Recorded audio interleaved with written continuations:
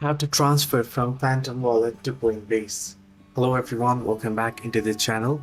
Let me guide you through quick and easy and how you can transfer from Phantom Wallet to Coinbase. Well, to do so first, you can first open up Coinbase. You want to head into Coinbase and you want to get the address for the specific crypto that you would like to transfer, right? So then open up Phantom and then tap on transfer crypto.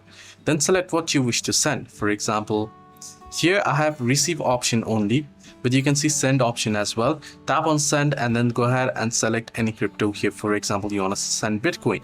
Select Bitcoin and here it'll ask you to either enter in username or address, or you can scan QR code.